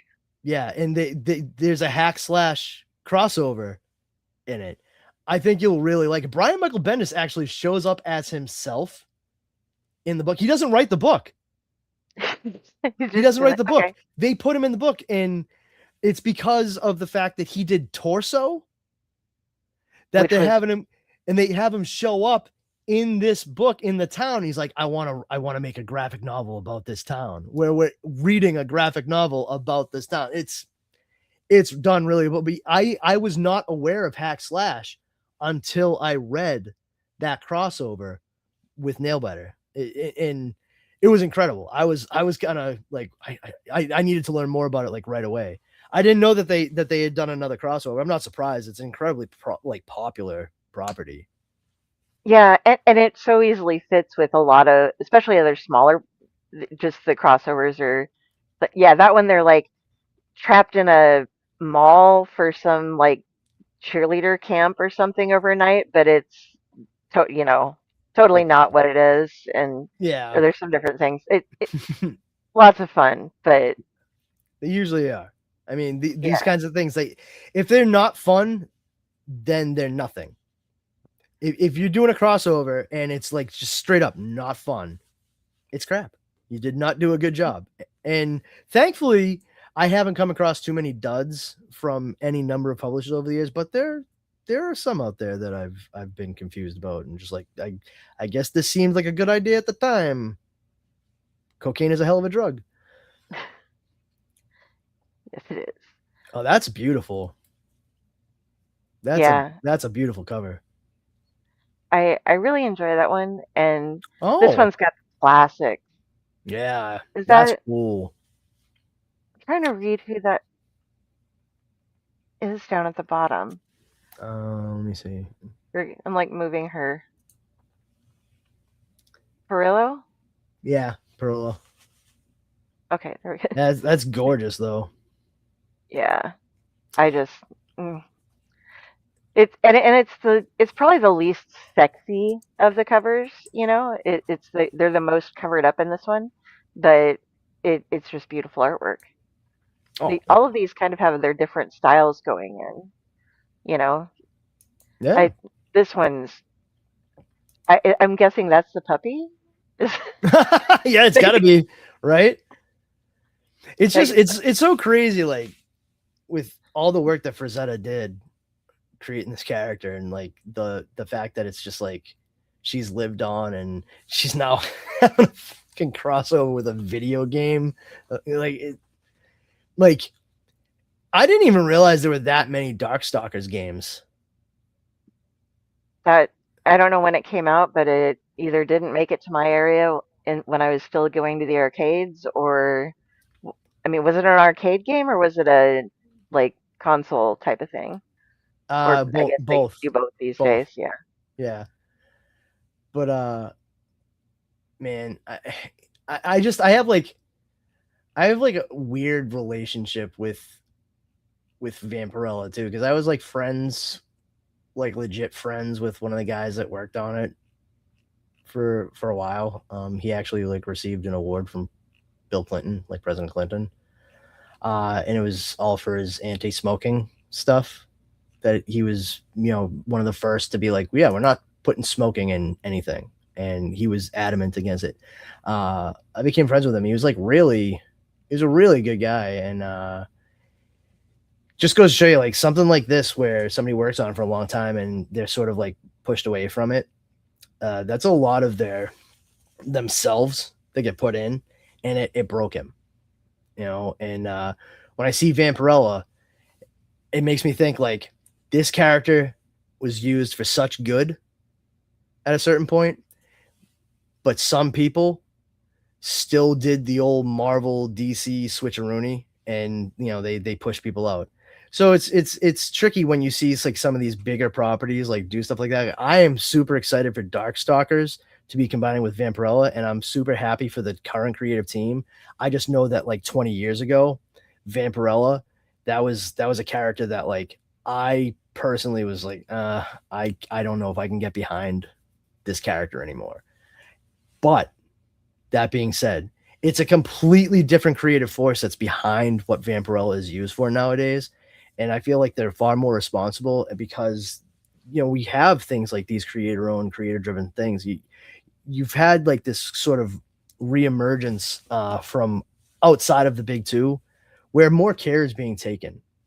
And I feel like looking at this, where it started off as that sort of creator driven thing, and we're getting the big properties, you can see like what the end result can be in a good way, even though there were stumbles along the way. This is a good property to illustrate how both the good and the bad can occur on the commercial and independent side of things. And what a history. I mean, if anybody doesn't know who Frazetta is, why? I don't know what. I mean, Kari, you know who Frazetta is, right? Did you freeze? Or did I freeze? I don't know what's going on here. Kari? All right, well, anyway, here we are. I guess, so pretty much what I'm saying is, everyone, Vampirella is a long-lived character. Darkstalkers is a fun game. You like vampires on either side of it, you are likely going to have a fun time with this comic book. There's just so much fun to be had with crossovers, like I was saying, and this is one that's absolutely worth checking out because this is a character that has such an illustrious history. Their creator, I mean, Frank Frazetta, absolutely phenomenal. Creepy Magazine was where it all started, and for it to start, that was its version of Amazing Fantasy, this character's version. So if this is something that you truly enjoy and have a blast with, then you should go back and try to find some of there's plenty of trades. There's years and years worth of stuff that you can go back and check out for Vampirella. As it is, I've been left here by myself because I think Kari might have had some kind of entered the studio. Sorry about Hey, that. Yeah, I just locked up and I was just like, that's it's okay. easier if I just hop in and hop out because you were talking and I'm like, he can't hear me replying. Okay. Nope. I realized it when I stopped for a reply, and I was like, "You know who Frazetta is?" And I'm like, "Oh, that's Frozen. Never mind." And I was like, "Hey, everybody, if you don't know who Frazetta is, go find out." Like I know you know who Frazetta is. Like we kind of talked about two things Frazetta did. For anybody that's go back to the beginning of the episode and try to figure out what the other thing Frazetta did that we talked about. It'll be fun. Let us know. I'd really get a kick out of it. That's all you win. But yeah, I was just saying, like, if they read it, like it's a long history with the character, both good and bad. It shows you both the commercial and independent side, how it can be beneficial or detrimental. But if it's something that you're interested in, there's plenty of stuff to go back and check out on Vampirella, especially like on the comic book side. There's decades worth of stuff that Yeah. you can read. Numerous specials and one shots and mini series, like going back. And like I said, if you wanted to go even further back, go to Creepy Magazine where she first premiered. That's probably if you die hard anyway, but there's a reason the character's been around for as long as she has. If you like this, go check it out. And that's pretty much where I was in with that. I literally started saying, it looks like I got abandoned, so I'm just going to end this. So I don't know what announcements you needed to make or anything like that. No, well, next week we're gonna have Dean Haspiel on Tuesday. Gonna be super fun. And I'm sure we're gonna be getting some news next week. I don't know if we'll be doing it on Monday, but it's because it's gonna take a long time to collate SDCC news, and that's just that's gonna be a pain in the ass, but we will get through it.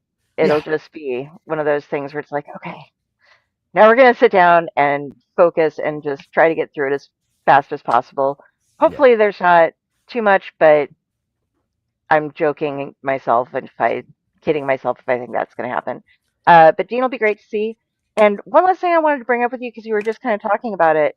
And this whole episode we've kind of been talking about it with the smaller presses, with a lot of horror stuff coming out.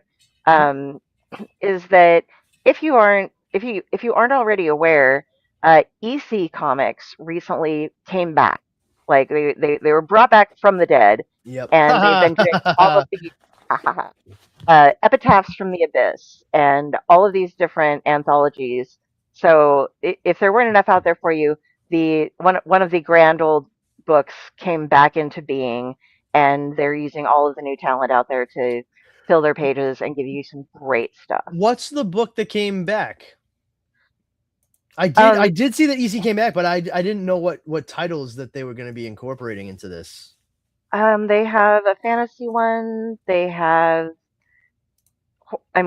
fantasy, horror, sci-fi. I want to see Catacomb of Torment. Yeah, there's Cruel Universe, Blood Cruel type. Kingdom. Yeah. Artists from the Abyss. Epitaphs from the Abyss is great. That's kind of like your standard Crypt Keeper kind of thing with the Gravedigger. Cruel Universe is science fiction and cosmic horror. Cruel Kingdom is myth, magic, and murder. Oh, Blood it's Oni. type is It's Oni vampire. Press. Oni Yeah. Press is doing it. Okay, I love Yeah. Oni. Yeah, and they've put together just a ton of them, and I know a lot of people that are included in these books, and they're getting some real top talent in. So That's you're great. gonna I have a mean, good time with it. yeah, Oni Any of them. Oni has been doing like weird offbeat stuff for a long time. I was first exposed to them because of Kevin Smith, because that's who he did his initial Clerks and Jane Silent Bob Chasing Dogma comics through. It was all through Oni Press. They also Judd Winnick. You know who Judd Winnick is, the writer? No. Yeah. He No. did Green Arrow and Yeah. Exiles. He created Exiles. He also was on The Real World San Francisco. He was friends with Pedro. I can never remember Pedro's last name. I feel terrible. And he ended up eventually getting married to Pam, the medical student who was in the apartment. Like they're still together, married with kids now in New York City. Judd Winnick, he the first thing I ever read by him, and I didn't even realize it was the same guy from the television show, Oni Press, The Adventures of Barry Ween, Boy Genius. And if you love Jimmy Neutron, you should go check out that by Judd Winnick from Oni Press, because it came out years beforehand, and it's the R-rated version that treats 11-year-old boys the way that they really act. That is to say, they swear like sailors the moment that there's no adults around. But it's legitimately about a kid who has a 350 IQ, and he has a best friend that's the same age as him, 8 years old, named Jeremy Suarez, who is severely ADHD, and they just get into crazy hijinks. It is hilarious. Oni Press, that's a hallmark of quality right there. I didn't realize it was them that took over EC Comics. I am very comfortable with that. Very comfortable. And if you're going to be at San Diego this weekend, Tyler Crook, the artist who did Out of Alcatraz with Christopher Cantwell, will be doing his signings and like 4 panels for Oni. Well, Oni, and he's going to do Archie in Hell as well. So, oh man, yeah. This might sound weird. I love Archie comics. I always have. Betty and Veronica and Archie comics and Jughead. Those were actually some of the very first comics I was ever given. My cousin Melissa actually gave me a huge box, and it was filled with those, The Adventures of Indiana Jones, The Incredible Hulk. And I fell in love with Archie Andrews and the gang. And I was so crestfallen when Riverdale came out. I didn't expect it to be hokey, but let me put it this way. I love Twin Peaks. I love Archie comics. I don't love combining Twin Peaks with Archie comics. Yeah. But on top of it, I mean, talking about independent press and stuff like that, and taking such a familiar character and putting a spin on them. There was an excellent series by Archie Horror, a new imprint that they had started. And it was Afterlife with Archie, when it's Archie and the gang get caught in a zombie apocalypse, all because Jughead's dog, Hot Dog, got hit by a car. Reggie hit him, actually. And he goes to the next town over, Greendale, and asks Sabrina to bring his dog back. He comes back as a zombie, bites Jughead, then Jughead goes to the school prom, and everything's chaos from there. And then the other one was The Chilling Adventures of Sabrina, which the Netflix show wishes it was anywhere near as good as the comic book, which is crazy because it was the same guy who made both those fucking shows that wrote those comics. Afterlife with Archie and Chilling Adventures of Sabrina. I'm telling you, if you liked the Netflix show, go read yourself some Archie comics. Go read Chilling Adventures of Sabrina, because that shit will make your skin crawl. Oni Press, Archie doing all this horror stuff. I'm for it. I am so for it. Just the reason I bring these up is please finish them. If you're going to start them, finish them, please.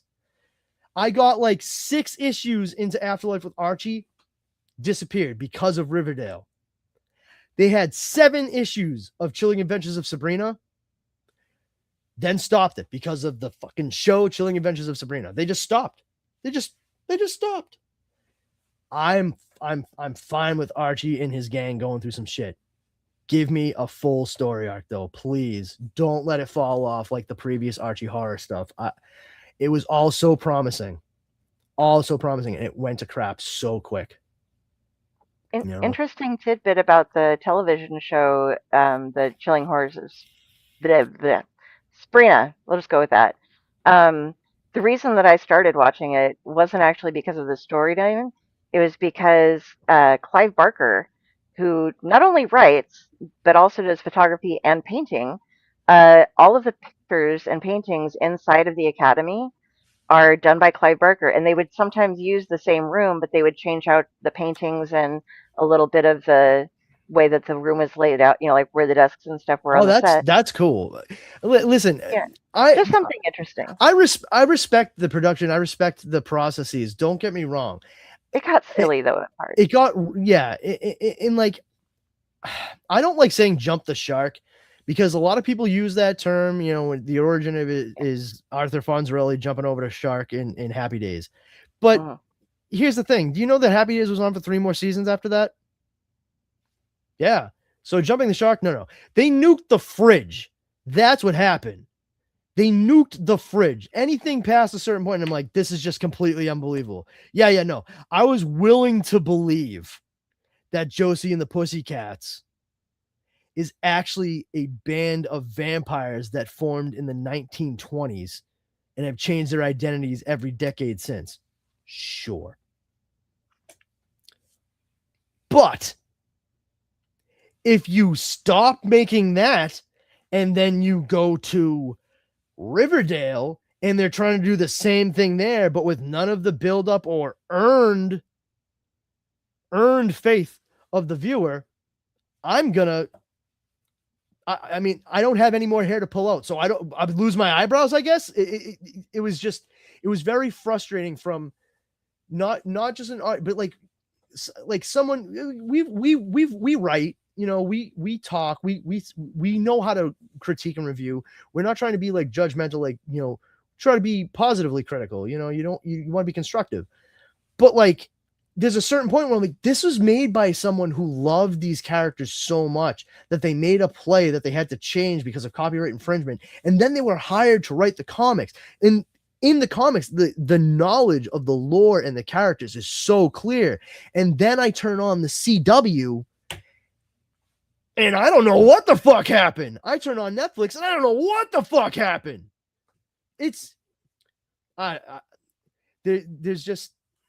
There's some stuff that you shouldn't approach unless you have a clear path in sight. And I think maybe that might have been the case with this comic book, but with the CW, they were just jumping at something that they thought could make money because of nostalgia. I don't know. Yeah. This does not feel like that at all. This feels like people who miss this being a thing, and they want the opportunity to provide this for other people who've never experienced it. And that's the important thing. Nostalgia is only good if you're using it to help other people experience it for a first/new time. If you're doing it for the sake of nostalgia, you're only ever going to get the people that were nostalgic for it from the start. And then they're probably going to bitch because it wasn't 100% exactly the way they thought it should be based on how they remembered it. That's a no-win scenario every time. Do this, make it new for the people that don't realize it's old. Yeah. The only book that was in the only comic book when I was a kid that was in my local library, and it was the smallest public library in the United States. I found that out a couple of years ago when they were doing an article about it. I'm like, well, that explains a lot. Um, but I was able to get. I had the pass where you can read. My mom said, just let her read anything. Yeah, don't make her stick to the kid books. You can't do that. So I was in the horror section a lot. Like, I should not have read The Exorcist, but I did. I needed a dictionary, I was the and same way. I actually forged a note from my parents. Oh, I had. In order to, they gave me the card because I forged a note from my parents. But then my dad, a week after I got the card, was like, you know what? Here's a note. Bring it to the librarian. Get the card. Here's like the, I think it was like $1 at the time because they had to use like the little metal tab. So you had to pay like $1 for the paper card with the little metal buckle in it for the imprint. Yeah, kids, they used to use a knuckle buster.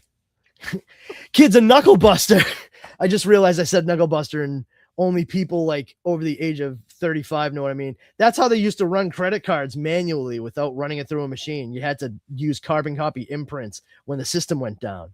That's how they used to give us library cards. That's too. Why it's raised. That's why it's the numbers raised on your card. Yeah, the numbers on your card are raised in case the electronic system goes down, and they can pull out the carbon copies and rush it through. And then you just sign it and you're on your way. And what they do is they process it at the end of the night with all the reconciliation paperwork. So you don't get charged for it right away like you're used to. You might not see that charge for a full 24 to 48 hours. Yeah. The fucking 90s were a wild time, man. And also every part before the 90s. But yeah, like my dad was like, hey, you can do it. And I was like, oh, cool. Like I wasn't already 700 pages into Stephen King's It. And we didn't have it, but the one I had, what I was starting this on was, it was the only comic book in the place, was Creepshow. So that'll do.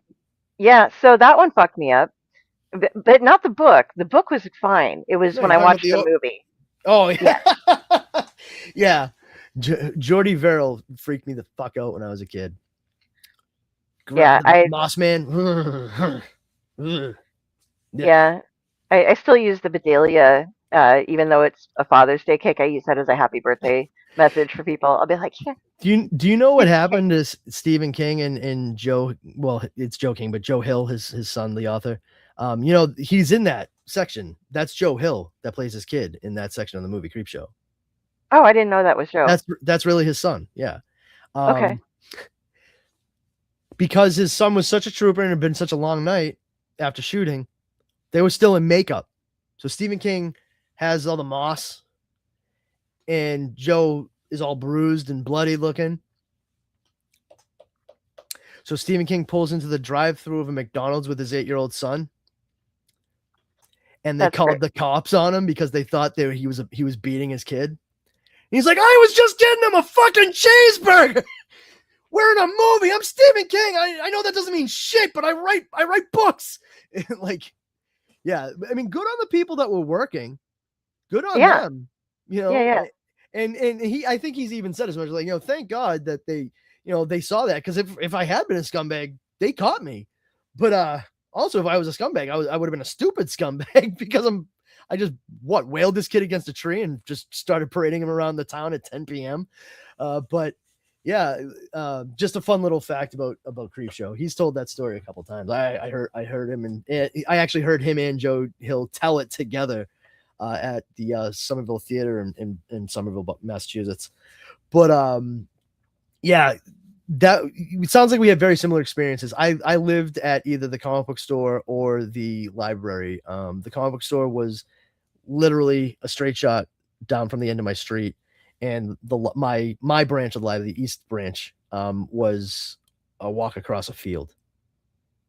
Yeah. So wintertime, instead of we get too cold, I would just go into the library and read until they closed, and then just come back home. And it was the same thing.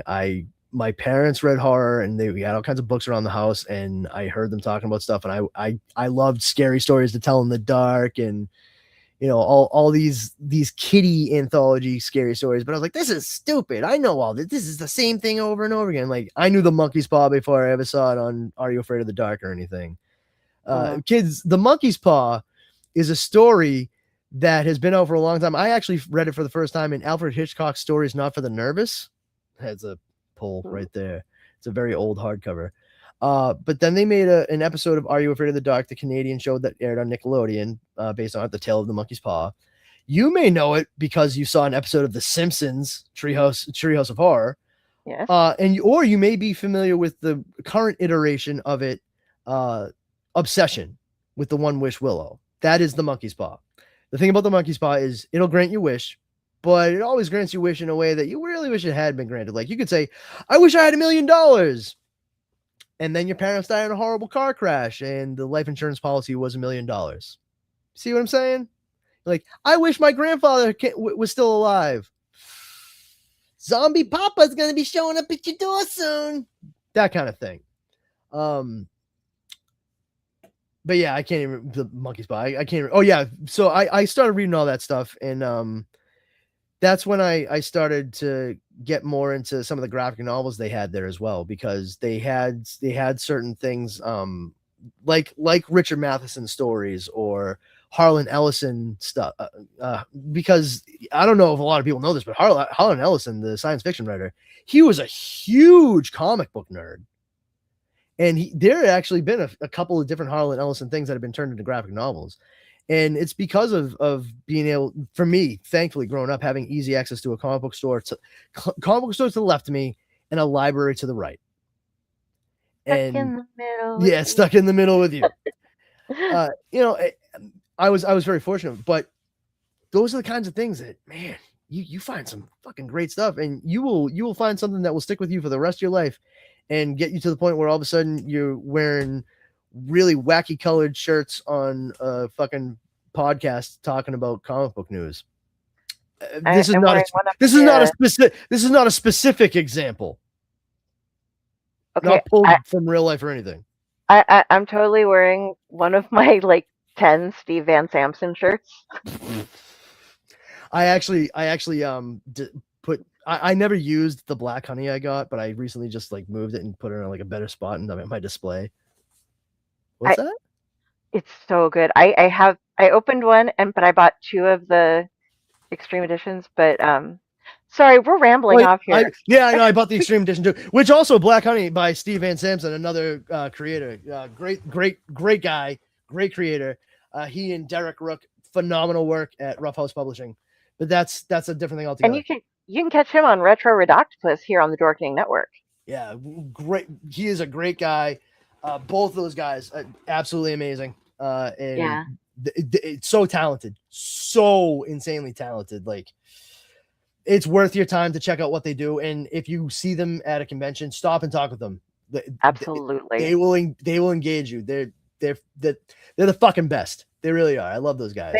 They just put out Gore Shriek Resurrectus #3. I'm gonna have an unboxing of that. I showed you guys some of it before. And that was bringing back some of the original Gore Shriek, as we were talking about horror anthology things. Their Gore Shriek is fucking amazing. I have, right over there. It's awesome, but I'm not going to get it because I'll cause an avalanche. Yeah, we're wrapping this up anyway. They got their free fucking plug. All right. So, we're going to have Dean Haspiel on Tuesday. We're going to be covering a couple different things that he's been working on, and his recent retreat to Yaddo, which is a nice little artist retreat in New York. And that's something that I kind of want to talk about. And his books, Antimatter, which was a Kickstarter that recently came out, and It Can Only Happen in New York is another one that he was an editor for. But we'll be covering all that then. If you want to find me, look at Kari Sanders on Facebook. I have all the different socials, but I don't use any of them except for Facebook. And there's a judgmental crow. That's me. That's mine. And Brandon, where would you like people to find you? Well, you can check me out over on Instagram at This Brandon Has Powers.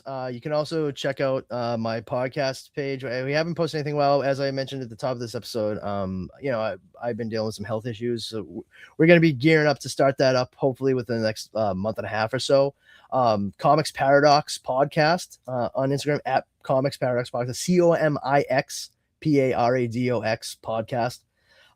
It's a podcast where we talk about alternate reality tales and takes on things, Elseworlds from DC, what ifs from Marvel, but also like movies and television shows that may have like an alternate reality episode. Like those are always fun.